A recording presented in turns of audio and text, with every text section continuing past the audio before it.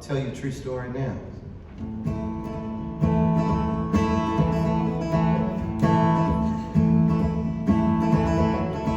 Jesus came to earth today, smack dab into Tennessee. Knocked upon my front door and said, "Hey, Will, remember me?" And I said, "Oh, Lord, please forgive me. But I ain't real good with names, but your face looks real familiar.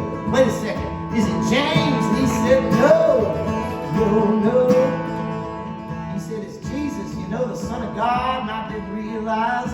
I said, "Man, I'm so sorry." And invited him inside.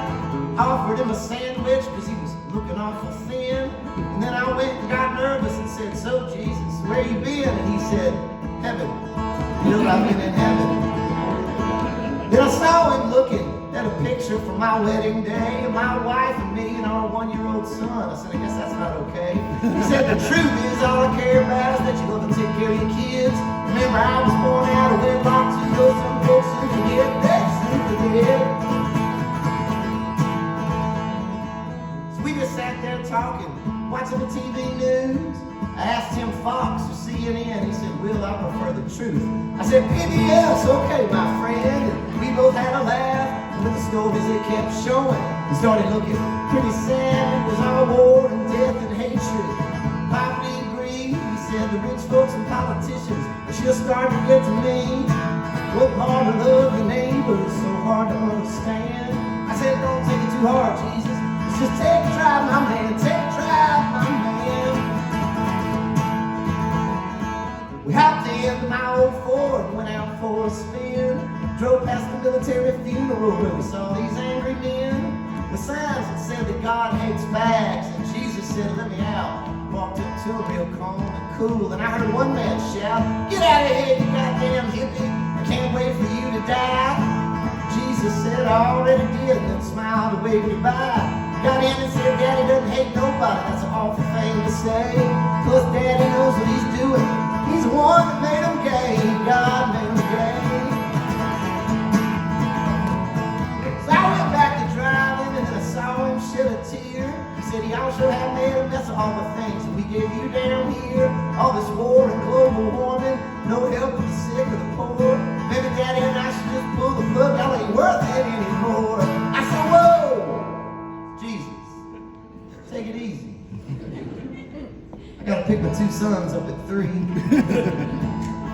Now, this isn't part of the song. This is just me talking to y'all as friends.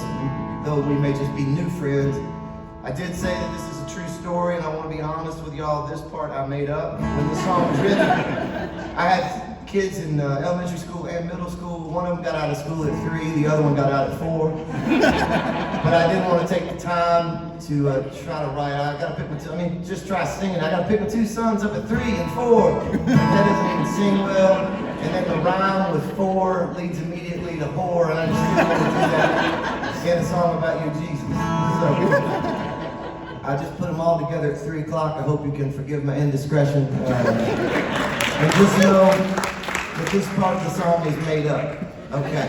But the part where I said, "Whoa, Jesus, take it easy," that really happened. And then I said, "I gotta pick my 2 sons up at 3. If it's gonna be Armageddon, I think I'd like to have them back home with me." And he said, "Okay, then let's go get them." Turn up the radio, and we sang along to old Merle Haggard songs as we rode on down the road. Mama tried, oh, Mama tried. Pulled up to the playground, and Jesus said, "Looky there." There were children running around laughing. There were smiles everywhere. It was the white, the black, the Chinese, the short, the fat, the tall, Christians, Muslims, Jews, and atheists having themselves a ball. Jesus smiled and said, "Well, maybe there's hope for you folks yet. So learn a lesson from your children and try not to forget.